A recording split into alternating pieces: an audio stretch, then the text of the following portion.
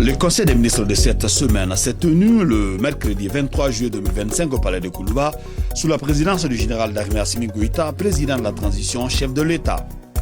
Lors de ces conseils, des décisions ont été prises, des projets de textes adoptés, des nominations et des communications faites. Au chapitre des mesures législatives réglementaires,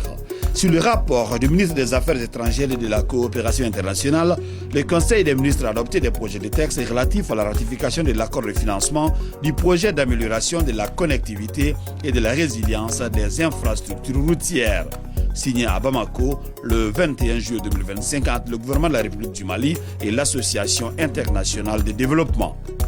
Par cet accord de financement, l'Association internationale de développement octroie au gouvernement de la République du Mali un prêt d'un montant de 133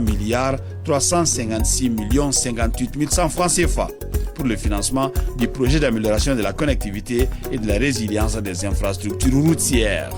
La réalisation de ce projet, objet du présent financement, permettra d'améliorer la connectivité résiliente au climat des corridors routiers prioritaires du Mali à travers, entre autres, la construction de la route Sandaré-Diéman, la réhabilitation des salles de classe, des centres de santé, l'amélioration de 200 km de routes rurales dans les zones couvertes par les projets et la conduite d'études techniques pour la réhabilitation des tronçons d'Ouanzangao.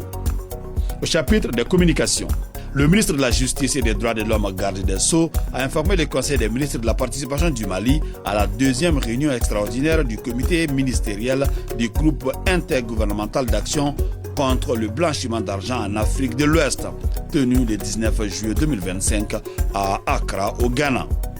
Devant ses pairs et le président de la transition, le ministre Abdoulaye Diop a évoqué la tenue de la 3e conférence des Nations Unies sur les pays en développement sans littoral du 5 au 8 août 2025 à Awaza. Le ministre de la Promotion de la Femme, de l'Enfant et de la Famille a informé le Conseil des ministres de la participation du Mali à la réunion des ministres chargés de la promotion de la femme et du genre de la Confédération des États du Sahel, tenue du 13 au 18 juillet 2025 à Niamey, au Niger.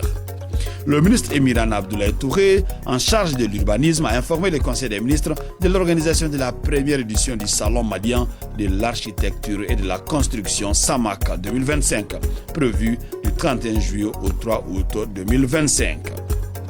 Le ministre de la Santé et du Développement social a informé le Conseil des ministres de la situation épidémiologique du pays, marquée notamment par une diminution du nombre de cas confirmés de dengue comparé à celui de la semaine écoulée. Le président de la transition, chef de l'État, a cependant appelé la population au respect strict des mesures de prévention et de lutte contre les maladies.